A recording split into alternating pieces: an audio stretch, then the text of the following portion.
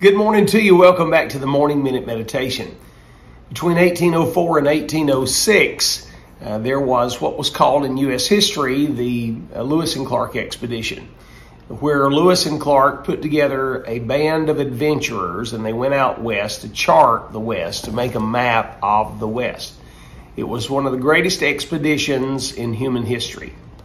Two of the men that went on that expedition were John Colter and John Potts. They were adventuring men who loved the thrill of exploring new territory.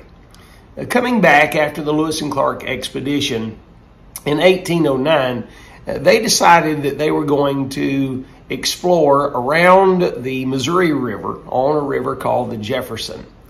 As they did, they were more than exploring, they were trapping beaver. And one day, as they were floating the river, checking their traps for beaver, they ran upon a couple of hundred Blackfoot Indian braves. When they did, they were, of course, accosted by the Indians, and they were told to bring their canoe to shore.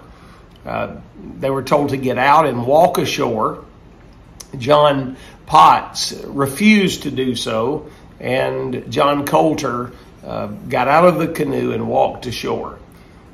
John Potts was ordered again to get out of the canoe and come to shore. He refused, and he was thoroughly shot through with arrows immediately. Still alive, the Indians dragged him from the canoe, brought him ashore, and began to slice and dice Mr. Potts until they brutally murdered him. It was then that John Colter was stripped of all of his clothing, including his shoes, and told to run. And he did. Being fast from his youth, he took off barefoot, running as fast as he could, and then, looking over his shoulder, noted that there were a band of braves that were tasked with chasing him down and murdering him.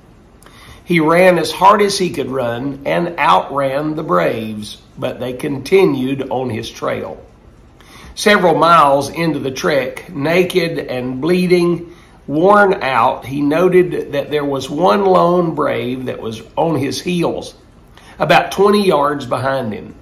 He stopped abruptly and turned around. When he did, the brave, not knowing what to do, stopped himself as he was trying to throw a spear at Colter and pitched onto his face. Colter then grabbed the end of his spear, pinned the Indian to the ground, took his blanket from him that was wrapped around his midsection, and began to run again. For 11 days he ran, covering 300 miles of territory until he made it back to St. Louis and was safe.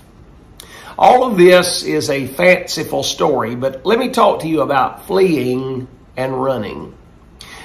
It was John the Baptist who said, "Flee destruction, flee from the wrath to come." As sinners, we need to flee from the hell that awaits us if we refuse Christ.